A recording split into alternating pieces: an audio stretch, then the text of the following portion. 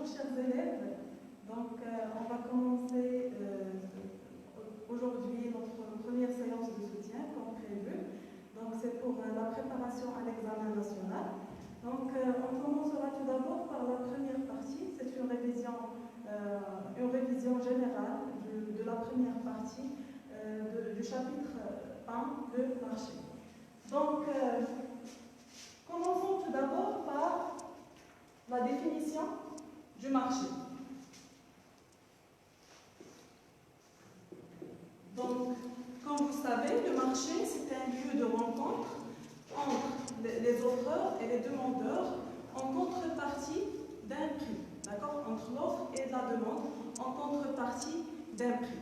On distingue deux types de marchés. On a le marché concret, au sens concret,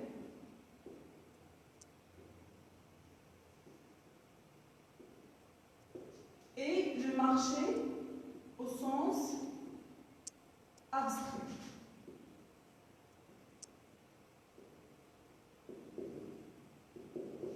Donc, comme vous savez, normalement, le marché au sens concret, la définition du marché au sens concret, c'est un lieu physique, c'est un endroit c'est un lieu de rencontre, ou bien un endroit de rencontre entre les offreurs et les demandeurs en contrepartie d'un prix. C'est-à-dire, c'est un lieu de rencontre entre l'offre et la demande des biens et des services en contrepartie d'un prix. Par exemple, on prend les souks hebdomadaires,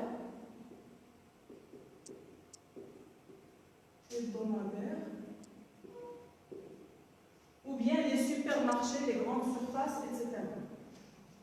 Mais pour le marché au sens abstrait, c'est un lieu fictif de rencontre de l'offre et de la demande en contrepartie d'un prix. Donc là, on prend par exemple le marché, le marché d'électroménager.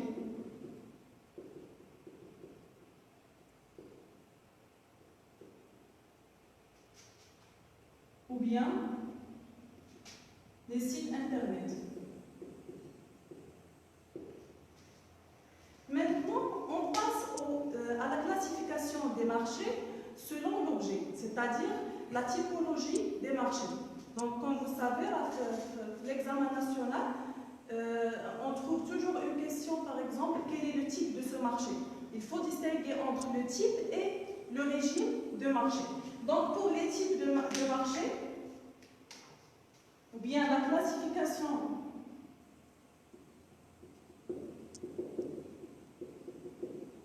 classification des marchés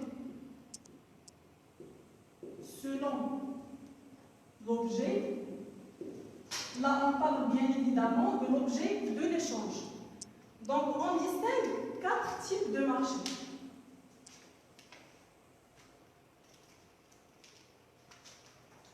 Premièrement, on a le marché des biens et services, des biens et des services.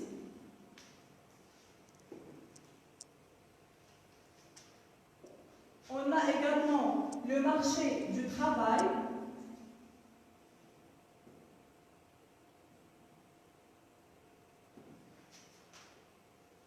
et le marché des capitaux,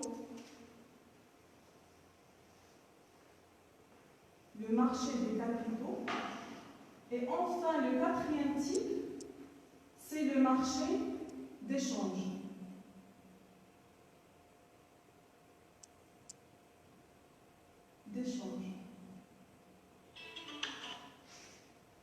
Maintenant, on va déterminer l'objet d'échange de chaque marché. Donc, le marché des biens et services, c'est un lieu de rencontre entre l'offre de biens et services et la demande des biens et services en contrepartie d'un prix. Donc, quelles sont les composantes de marché? Comme vous savez, parmi les composantes de marché, on a 3 composantes. La première, c'est l'offre, la demande et ensuite le prix. Donc, on commence par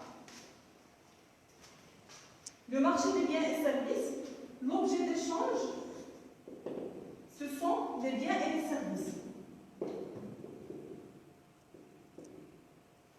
Pour l'offre, quels sont les offreurs? Les offreurs, ce sont les entreprises. Et les demandeurs, bien sûr, ce sont les ménages, c'est-à-dire ceux qui demandent les biens et les services. Les ménages et les administrations.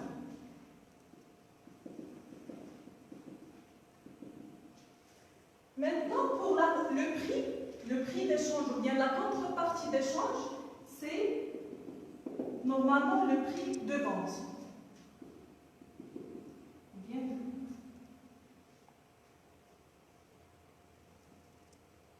Voilà. Maintenant, pour le deuxième type, c'est le marché du travail.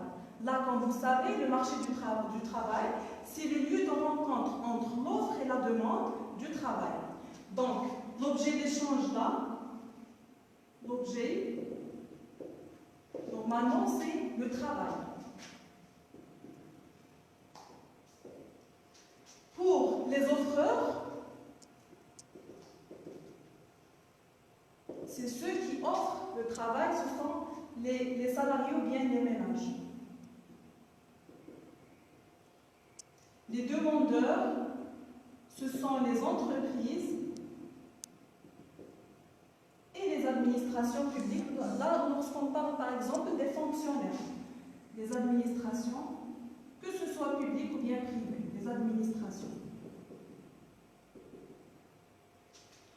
Et bien sûr, le prix là, la contrepartie du travail, comme vous savez, c'est le salaire. Le salaire. Maintenant, pour le marché des capitaux.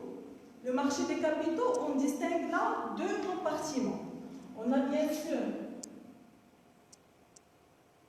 le marché monétaire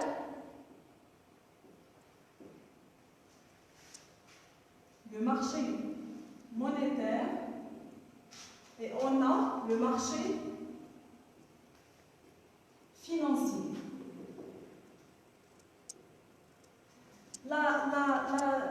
La différence entre ces deux types de marchés, c'est que le marché monétaire, elle est destiné à court terme,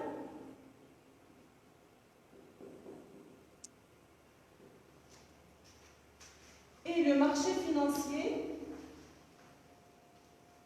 à long terme.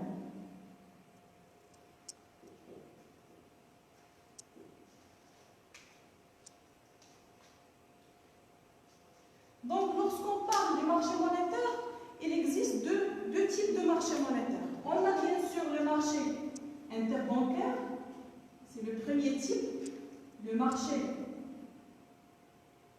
interbancaire, et le marché des titres de créances négociables.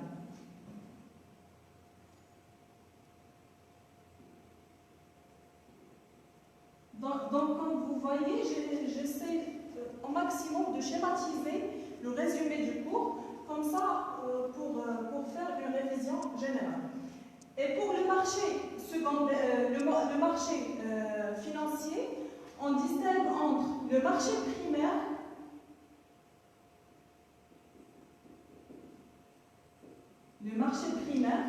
et le marché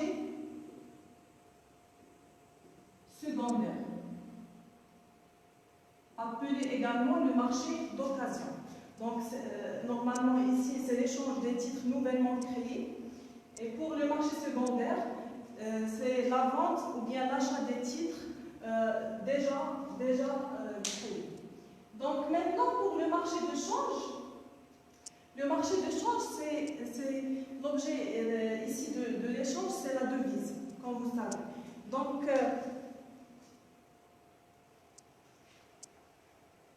voici un petit résumé, un schéma du marché des capitaux. Voilà, voilà, on distingue, on a dit qu'on a le marché monétaire et le marché financier. Le marché financier se compose par le marché primaire et le marché secondaire. Là, on parle bien évidemment de la bourse. Et le marché monétaire, c'est le marché des titres et de créances négociables. Et on a le marché interbancaire, c'est l'échange entre les banques. Maintenant, pour le marché d'échange, là, on distingue entre deux types de régimes de change. On a le régime fixe et le régime flottant. Donc, les systèmes de change, ils se composent de deux types de régimes. Donc, commençons par le régime fixe. Donc, pour le régime fixe, là, on distingue, normalement, quelle est la distinction entre les deux régimes? C'est que le taux d'intérêt, ou bien le taux de change, pardon, est fixé par la Banque centrale pour le régime de change fixe. Alors que, tandis que pour le régime de change flottant, là, le taux de change, c'est-à-dire lorsqu'on parle de taux de change, c'est le taux de change de la devise. Donc, elle est fixée par la loi de l'offre et de la demande. Donc, pour le taux de change fixe, on distingue entre la dévaluation et la révaluation. Qu'est-ce que ça veut dire la dévaluation? Normalement, la dévaluation, c'est la décision des autorités monétaires, par exemple la Banque centrale, au Maroc c'est Banque Maghreb, de baisser la valeur de la monnaie nationale par rapport à la monnaie étrangère. Et la révaluation, c'est le contraire, c'est la décision des autorités monétaires d'augmenter la valeur de la monnaie nationale. Mais pour le régime de change flottant, on distingue entre la dépréciation et l'appréciation. La dépréciation, c'est la baisse d'une valeur de la monnaie monétaire par rapport à la monnaie nationale. Là, comme vous voyez, on n'a pas l'intervention des autorités monétaires, de la Banque centrale. Donc, c'est la baisse de la valeur d'une monnaie sur le marché d'échange, c'est-à-dire la valeur de notre monnaie nationale par rapport à la monnaie étrangère. Et l'appréciation, c'est la hausse de la valeur de la monnaie nationale sur le marché d'échange. Donc, si vous avez des questions, vous pouvez les poser sur les commentaires. Donc, maintenant, on passe au régime de marché. Pour les régimes de marché, là, il faut bien distinguer entre les types et les régimes. Donc, la question se pose, par exemple, comme suit, déterminer le régime de marché, on distingue tout d'abord entre des régimes théoriques et des régimes réels. D'accord? On a bien sûr, pour les régimes théoriques, on a la concurrence pure et parfaite et le monopole. Et pour le régime réel, les régimes réels, on a l'oligopole et la concurrence monopolistique. Maintenant, on va expliquer ou bien réviser chaque type de régime. On commence par les régimes théoriques. Donc, pour la concurrence pure et parfaite, on a 5 conditions qui doivent être validées pour ce marché. Tout d'abord, on a l'atomicité du marché. Ça veut dire quoi l'atomicité du marché? C'est-à-dire on a un très grand nombre d'acheteurs face à un très grand nombre de demandeurs. Pour l'homogénéité de produits, c'est la deuxième condition, c'est-à-dire les produits vendus sur le marché sont identiques ou bien équivalents. On a la troisième condition, c'est la libre entrée sur le marché. Ça veut dire que les acheteurs et les vendeurs sont libres d'entrer ou de quitter le marché. C'est-à-dire qu'il n'y a pas de barrières à l'entrée ou bien à la sortie sur ce type de marché, ce régime de marché. La quatrième condition, c'est la transparence du marché. Ça veut dire quoi? C'est que l'information sur ce marché, elle est gratuite et parfaite pour tous les acheteurs, ou bien pour tous les acteurs, que ce soit des vendeurs ou bien des acheteurs. Et enfin, la cinquième condition, c'est la mobilité des facteurs de production. Ça veut dire quoi? C'est que le travail et le capital se dirigent vers les emplois les mieux rémunérés.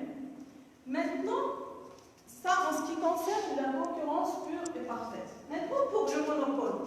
Tout d'abord, c'est c'est un marché où il existe un seul offreur face à une multitude de demandeurs ou bien à plusieurs demandeurs, ou bien acheteurs. On distingue là entre trois types de monopoles. On a le monopole naturel, le monopole d'innovation et le monopole légal. Pour le monopole naturel, c'est la concurrence entre les entreprises fait disparaître celles qui sont moins performantes. Ça veut dire qu'il crée normalement une situation de monopole. Donc, il reste sur le marché que les entreprises les plus performantes et qui ont une force sur une position forte sur le marché, quel que soit son type. Maintenant, pour le monopole d'innovation. Le monopole d'innovation, c'est une situation créée par les entreprises qui met sur le marché une invention ou innovation et se trouve face à une multitude d'acheteurs. Donc là, c'est une situation lorsque l'entreprise se diversifie ou bien à travers ses produits innovants. Et pour le monopole légal, comme vous savez, ce sont une entreprise seule sur le marché, car il existe des textes de loi qui interdisent, c'est-à-dire c'est l'État qui interdit l'entrée de d'autres concurrents. Normalement, ici par exemple, on prend par exemple les offices, par exemple l'OCP, l'ONCF, etc. C'est comme un exemple des marchés de monopole légal. Maintenant, pour les régimes réels, on a l'oligopole. L'oligopole, c'est un marché, c'est un régime de marché où il existe quelques acheteurs quelques offreurs face à plusieurs demandeurs. On distingue entre deux types d'oligopole. On a l'oligopole de paix et l'oligopole de guerre. Qu'est-ce que ça veut dire tout d'abord l'oligopole de paix? Normalement, l'oligopole de paix, c'est lorsque les concurrents s'entendent à fixer un prix commun de vente. Là, on parle des ententes entre les différents concurrents. Par exemple, si on prend par exemple au Maroc le marché de télécommunications, on a 3 opérateurs qui presque ils fixent le prix un prix commun de leur produit. Pour l'oligopole de guerre, c'est le contraire. Lorsqu'il existe des rivalités et une guerre de prix entre les différents concurrents.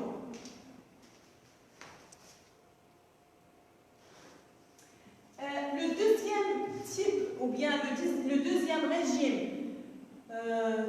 réel, c'est la concurrence monopolistique. Comme son nom l'indique, on a une concurrence, mais il s'agit d'une concurrence monopolistique. Normalement, elle est caractérisée par un grand nombre d'entreprises, c'est-à-dire il y a une concurrence, c'est-à-dire on a plusieurs offreurs face à plusieurs demandeurs, une libre entrée sur le marché, elle est vérifiée, donc c'est une condition de la concurrence pure et parfaite, c'est parmi les conditions de la concurrence pure et parfaite, c'est la libre entrée ou bien la sortie sur le marché, mais la condition qui n'est pas vérifiée de la concurrence pure et parfaite, c'est une différenciation de produits. Pourquoi? Normalement, on a dit que normalement le monopole, le régime monopole est caractérisé par la différenciation de produits. Et là, on a une concurrence, mais chaque concurrence se spécialise sur un type de produit. Donc, ils vendent des produits différents. C'est pour cela qu'on appelle la concurrence monopolistique. Donc, récapitulons. Pour le marché de concurrence imparfaite, quand est-ce qu'on parle d'une concurrence imparfaite? Par exemple, si on a un offreur face à un seul demandeur, on parle d'un monopole bilatéral. Qu'est-ce que ça veut dire bilatéral? C'est-à-dire qu'on a un seul offreur et un seul demandeur. Mais le monopole naturel, c'est normalement lorsqu'il s'agit d'un seul offreur, mais plusieurs demandeurs. Ensuite, si on a par exemple un offreur et quelques demandeurs, là on parle de monopole contrarié. Et le monopole naturel, c'est lorsqu'il s'agit, comme j'ai dit, d'un offreur et plusieurs, ou bien une multitude de demandeurs. Lorsqu'il s'agit de quelques offreurs et un demandeur, c'est le monopsone contrarié. Normalement, et lorsqu'on a un demandeur et un seul offreur, et plusieurs offreurs, là on parle de monopsone. C'est la différence, c'est totalement la différence de monopole. Monopole, on a un offreur et plusieurs demandeurs, et pour le monopsone, on a plusieurs offreurs et un seul demandeur. Là, je vous donne l'exemple, par exemple, de l'armée. Pour l'arme, l'achat de l'arme, l'État constitue un seul demandeur. Mais on a plusieurs offreurs qui ce sont les entreprises qui fabriquent de l'arme. On a également, lorsqu'il s'agit de quelques offreurs et quelques demandeurs, on parle de l'oligopole bilatéral, c'est-à-dire pour les deux côtés, on a quelques offreurs et quelques demandeurs. Et l'oligopole, comme j'ai dit, c'est lorsqu'il s'agit de quelques offreurs et une multitude de demandeurs. Maintenant, l'oligopsone, c'est la même chose comme le monopsone, mais ici, lorsqu'il s'agit de quelques demandeurs et plusieurs offreurs. Et enfin, la concurrence pure et parfaite, bien la concurrence parfaite, c'est lorsqu'il s'agit de plusieurs offreurs et plusieurs demandeurs. Donc c'est juste une récapitulation. Maintenant, on prend des situations de concurrence imparfaite. Des exemples. Au Maroc. Donc, on a le régime de marché monopole. Le régime de marché monopole, quelle est la condition principale de concurrence pure et parfaite non respectée? C'est l'atomicité du produit, du marché. Qu'est-ce que ça veut dire l'atomicité? On a déjà vu que l'atomicité, c'est lorsqu'il s'agit de plusieurs offreurs face à plusieurs demandeurs. C'est une condition non validée et non respectée sur ce régime de marché. Par exemple, on a l'ONCF, l'OCP, l'ANSA, etc. Ensuite, on a l'oligopole. L'oligopole, la condition non respectée, c'est l'atomicité du marché, c'est la même chose, parce qu'on a juste quelques offreurs face à plusieurs demandeurs. Par exemple, là, on prend au Maroc le marché du ciment, le marché de télécommunications, le marché bancaire. Là, il s'agit de quelques offreurs face à une multitude de demandeurs. Et enfin, la concurrence monopolistique, le régime, la condition non respectée de concurrence pure et parfaite, c'est l'homogénéité des produits. Car sur le marché de concurrence monopolistique, il existe des produits différents, c'est-à-dire une différenciation de produits. Par exemple, le marché des vêtements, de transport, etc.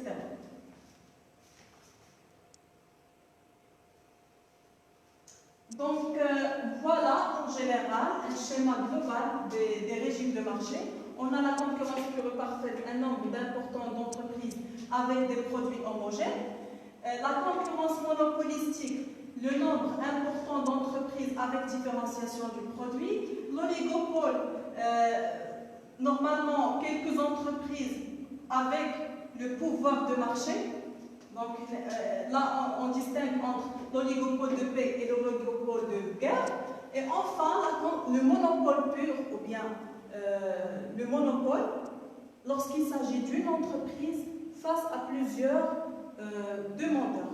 Là, on distingue entre le monopole naturel, le monopole d'innovation et le monopole légal.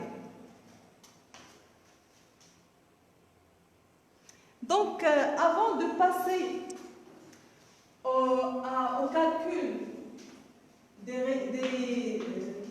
du coût marginal et le coût moyen, donc tout d'abord, je vais mettre l'accent sur une question principale qui se pose sur l'examen national, lorsqu'il s'agit de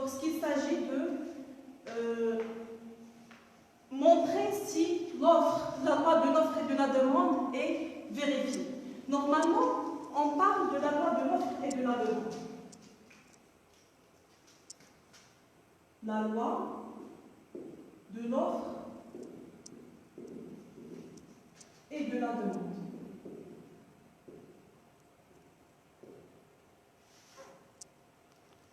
Quand est-ce que cette loi est vérifiée? C'est lorsque, par exemple, si on a l'offre inférieure à la demande, normalement, le prix de vente augmente. On constate une augmentation des prix. Ou bien, lorsque l'offre est supérieure à la demande, c'est-à-dire qu'on a une abondance des biens ou bien des services, face à la quantité demandée, là, les prix baissent. Donc, on constate une diminution des prix. Très bien. Là, en ce qui concerne la loi de l'offre et de la demande. Maintenant, on passe au calcul des quelques formules pour calculer le coût moyen, le coût marginal et la recette totale, etc. Donc, commençons par le coût moyen. Donc, j'ai essayé de vous présenter ce tableau qui contient la formule ainsi que le commentaire ou bien l'interprétation que vous pouvez utiliser. Ça dépend du résultat. Donc, pour le coût moyen, normalement, c'est le coût total divisé sur la quantité.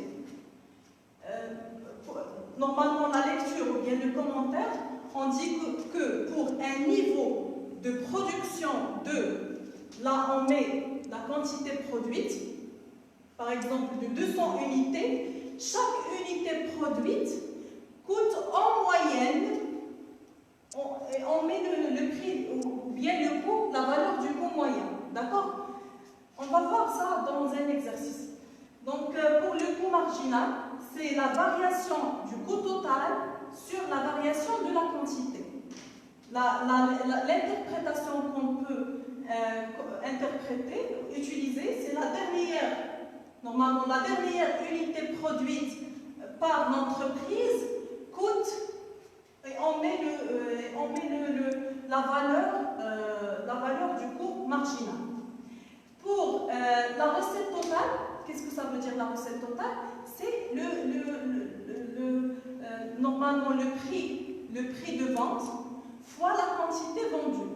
Donc, c'est le prix, donc on dit que le profit réalisé, c'est le profit réalisé par la vente on met combien d'unités vendues, c'est-à-dire la quantité vendue, et là on met la valeur de la recette totale. Pour la recette marginale, c'est la variation de la recette totale, c'est-à-dire par exemple la recette totale 1 moins la recette totale de la période 0 sur la quantité 1 moins la quantité de la période 0. Donc le commentaire, c'est la dernière unité vendue a apporté une recette de la dernière unité vendue a apporté une recette de, on met le résultat de la recette marginale. Enfin, pour le profit marginal, il se calcule par le profit total, la variation de profit total divisée sur la variation de la quantité. Donc la dernière unité vendue a apporté un profit on met le résultat du profit marginal. Donc, il nous reste juste pour l'équilibre, la situation d'équilibre pour chaque régime de marché.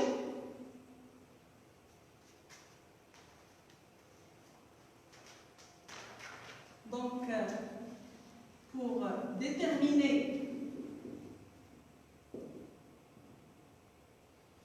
l'équilibre sur chaque régime de marché. Là, bien sûr, on parle de monopole et oligopole et la concurrence pure et parfaite. Donc, commençons tout d'abord par la concurrence pure et parfaite.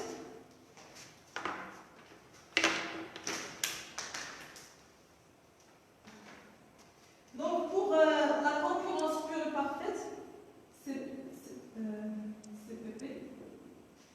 Donc, la situation d'équilibre, c'est lorsque le coût marginal est égal à la recette marginale, est égal, normalement, le prix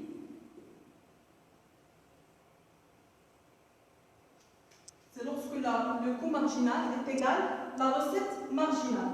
Pour calculer le profit maximum,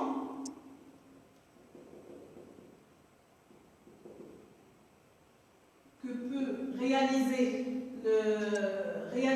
le vendeur ou bien le producteur, c'est normalement la recette totale. On a deux formules de calcul du profit maximum. Soit la recette totale moins le coût total est égal au profit, ou bien la recette totale, c'est ce que j'ai généré de la vente, moins le coût. Donc, pour calculer le profit ou bien le bénéfice réalisé par l'entreprise.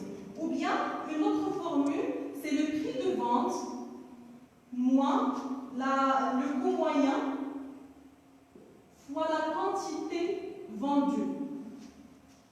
Donc, on a deux formules pour calculer le profit maximum. Maintenant, pour le deuxième régime de marché, c'est le monopole.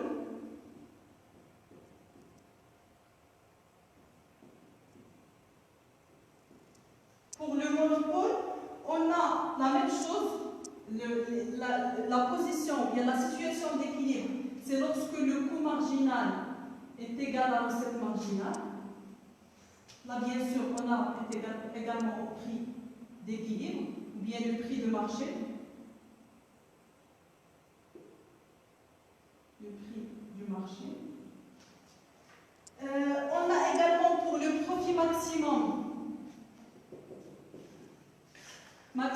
est égal, la même chose, soit est égal à la recette totale moins le coût total, ou bien à la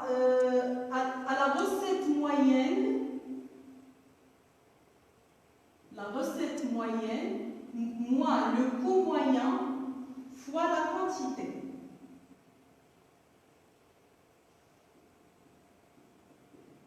Fois la quantité d'équilibre.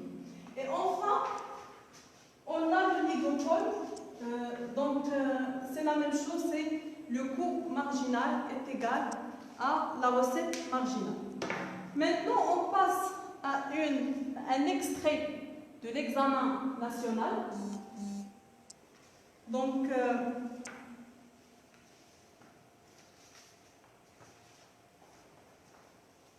en lisant le document, on a le document 1 qui porte sur le marché de blé tendre. Donc, lisant, je ne sais pas, est-ce que c'est lisible pour le document. Donc, lisons ensemble le document. Au niveau mondial, la production du blé tendre, dominée par un nombre limité de pays, est estimée en 2016 à 708,6 millions de tonnes, soit une hausse de 1,6% par rapport à 2015. Excepté l'Union européenne, tous les autres pays gros exportateurs ont vu leur production augmenter ou se stabiliser en 2016. De ce fait, le recul, c'est-à-dire la diminution, le recul de 16% de la production du blé tendre en Europe est largement compensé par les autres pays fournisseurs. Pour ce qui est de la consommation mondiale, en 2016, il est estimé à 694,1 millions de tonnes, soit une hausse de 1,3% par rapport à 2015.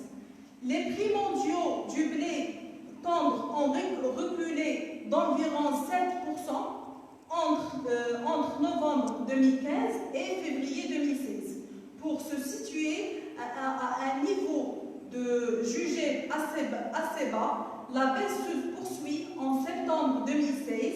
Le blé tendre est négocié aux alentours de $160 de tonne.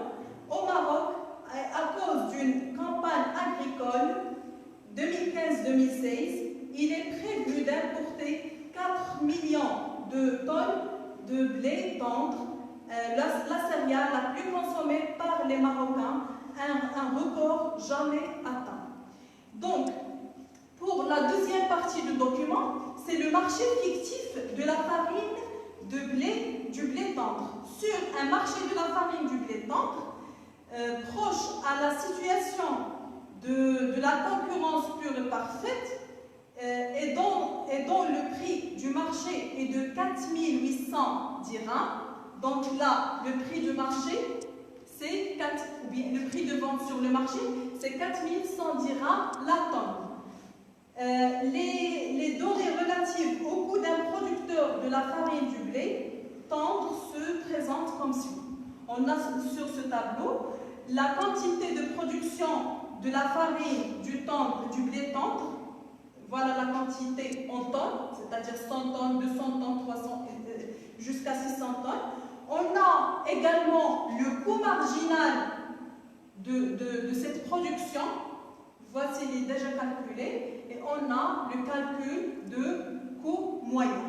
Maintenant, quelles sont les questions posées au niveau ou bien le travail demandé? Tout d'abord, on a l'annexe 1, c'est compléter l'annexe numéro 1, on va le voir. Donc, on commence tout d'abord par l'annexe.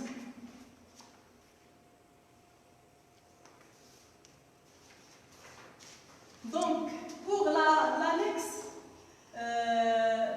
cochez l'annexe 1, numéro 1, cochez la bonne réponse.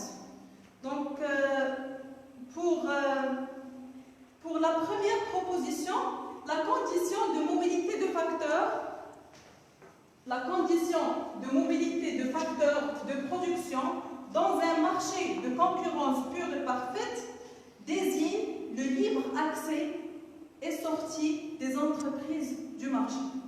Donc, on a déjà vu que parmi les conditions de la concurrence pure et parfaite, on a la mobilité des facteurs de production, mais pour cette proposition, la réponse c'est faux.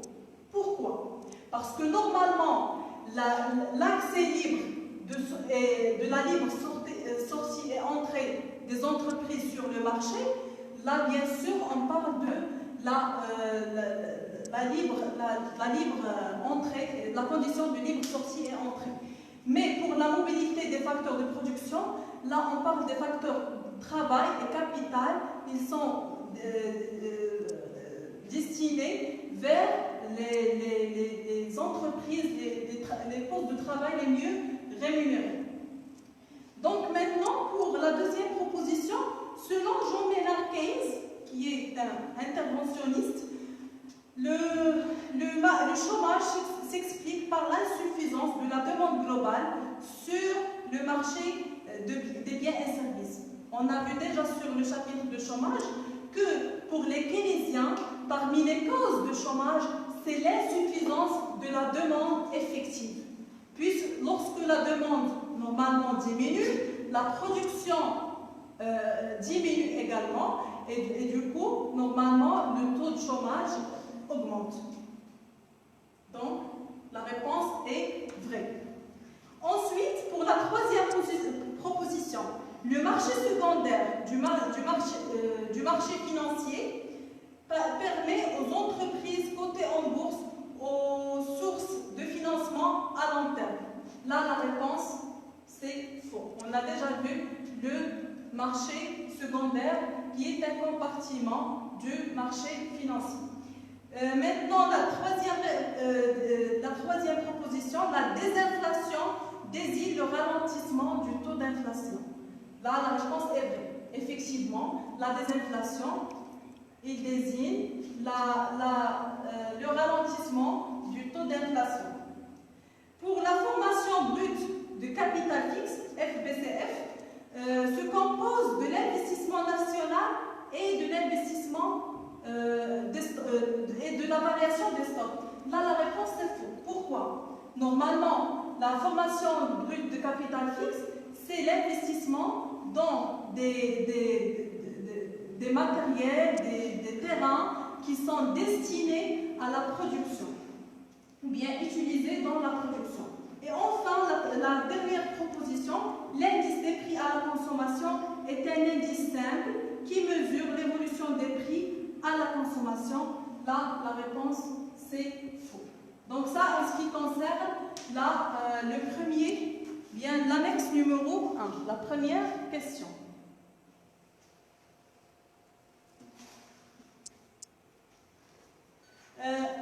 Revenons maintenant à la deuxième question. Caractériser l'offre du blé tendre, c'est-à-dire donner une seule caractéristique pour chaque marché. Là, on parle de l'offre, c'est la caractéristique de l'offre. Pour le marché mondial et petit b pour le marché marocain. Donc, lorsque cette question se pose, de caractériser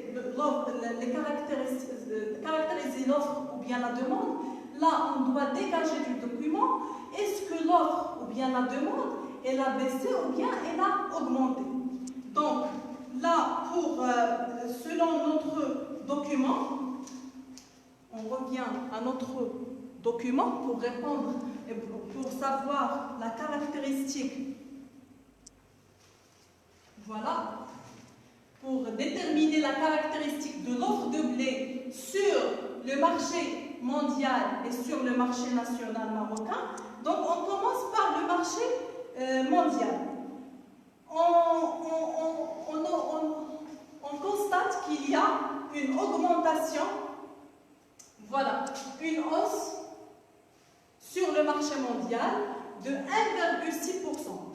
Ça veut dire, en 2016, la production au niveau mondial, la production de blé tendre est estimée en 2016 à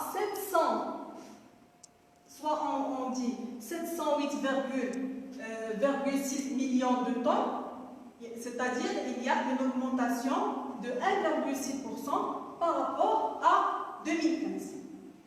Donc on utilise soit le pourcentage, l'augmentation en pourcentage, ou bien en tonnes. D'accord? Maintenant, pour le marché marocain. Pour le marché marocain, on constate qu'il y a une production de blé médiocre. Voilà, au Maroc. Donc là, on parle sur du marché marocain, c'est-à-dire la production sur le marché marocain. Il s'agit normalement d'une baisse, car il y a une campagne agricole en 2015-2016 médiocre qui a fait baisser la production nationale du blé et du coup, normalement, la part de l'importation a augmenté 4 millions de tonnes, de 4 millions de tonnes de blé tendre. Donc, c'est clair. Donc, maintenant, pour la troisième question. La question B. Montrer si la loi de l'offre et de la demande est vérifiée sur le marché mondial de blé tendre. Donc, comme vous savez, déjà on a vu que la loi de l'offre et la demande, pour qu'elle soit vérifiée, soit on constate que lorsque l'offre est inférieure à la demande, les prix augmentent, Ou bien, lorsque l'offre est supérieure à la demande, les prix diminuent. Donc maintenant, pour notre cas, la loi de l'offre et de la demande, elle est vérifiée sur le marché mondial du blé en 2016, car la baisse des prix, car normalement la baisse des prix est justifiée par une augmentation de l'offre par rapport à la demande. Donc on constate là, voilà, les prix mondiaux du blé tendre ont reculé d'environ 7%. C'est-à-dire qu'il y a une diminution des prix de 7% qui est justifiée par l'augmentation de l'offre par rapport à la demande. Enfin, la dernière question, c'est compléter sur la base du marché fictif, c'est-à-dire la deuxième partie du document, l'annexe numéro 2. Donc, on passe à l'annexe numéro 2. Voilà. Tout d'abord, la première question, lisez la donnée en gras soulignée 5000 dirhams. La donnée, lorsque la question se pose comme suit, lisez ou bien interpréter ou bien expliquer, commenter, c'est-à-dire faire un commentaire ou bien une interprétation de cette valeur. On revient au tableau. Voilà normalement la valeur qu'on doit commenter. Donc c'est le coût moyen. Donc comme vous savez, on a déjà vu au niveau du tableau que j'ai déjà présenté tout à l'heure que pour la valeur du coût moyen, on peut commenter cette valeur de 5000 dirhams par comme suit. Donc pour un niveau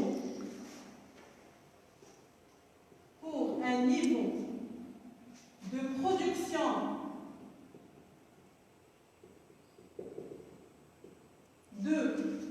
on va voir la quantité produite de 200 tonnes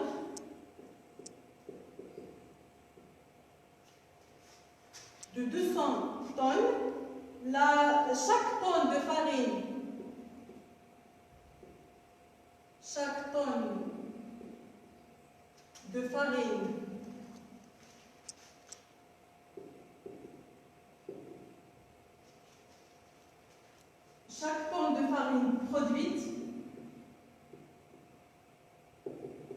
par l'entreprise coûte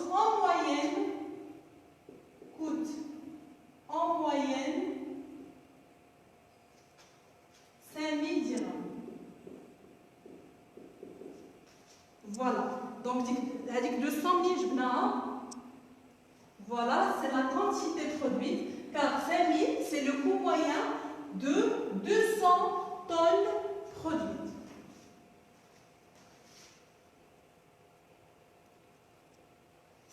Maintenant, pour la deuxième question, déterminer en justifiant la quantité optimale. Donc, on doit déterminer la quantité optimale de chaque sur ce marché de blé.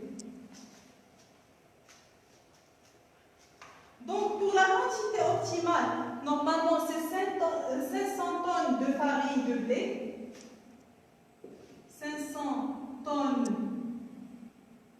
de farine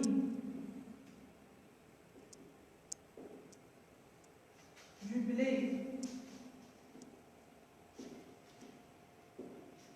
tendre. Maintenant, pour la justification.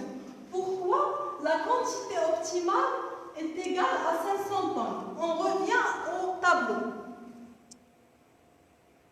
Donc, là, au tableau, voilà la quantité optimale.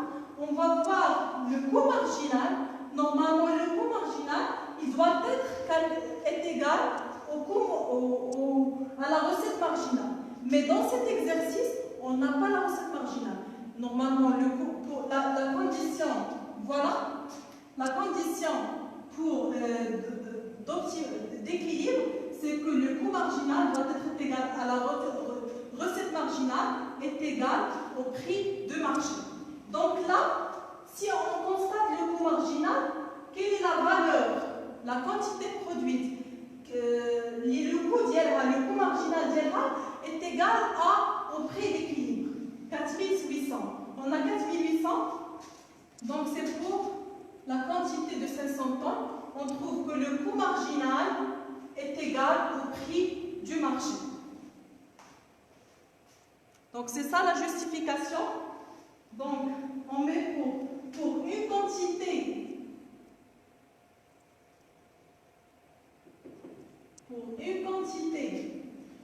de 500 tonnes produites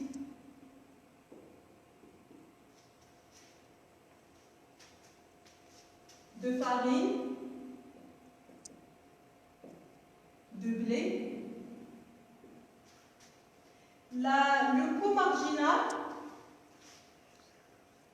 le coût marginal est égal à la recette marginale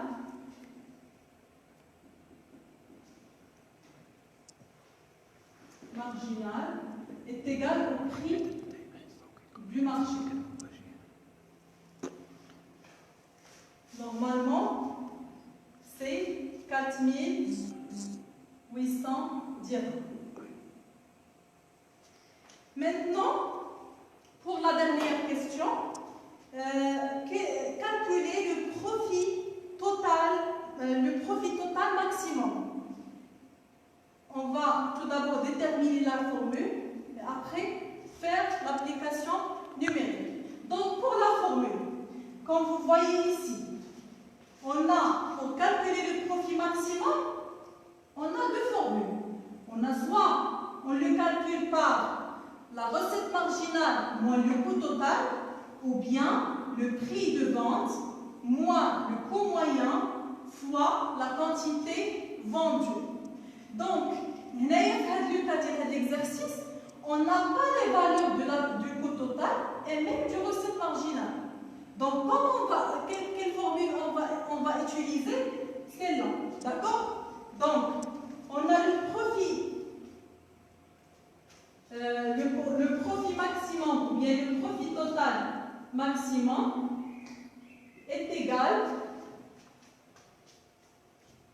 à la recette moyenne, ou bien le prix de marché,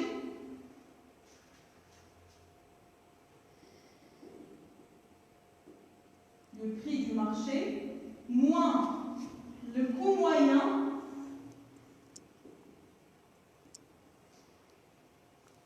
le tout fois la quantité vendue. Maintenant, on va faire juste une application numérique. Donc, le profit total maximum est égal pour le prix de marché et les deux 4800 dirhams. Le coût moyen de cette quantité, on va revenir, voilà, le prix de marché c'est 4800, le coût moyen c'est 4000 pour la quantité d'équilibre, bien optimum, fois la quantité vendue c'est 500. Moins 4000 fois 500.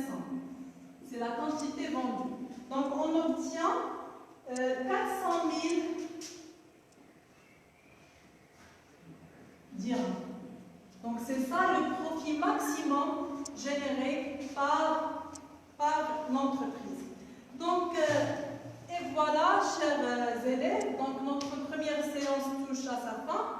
J'espère que j'ai bien vous expliqué ou bien de faire un rappel général ou bien une révision générale de cette partie et même de faire un extrait de l'examen national. courage et bonne chance et préparez-vous bien et merci.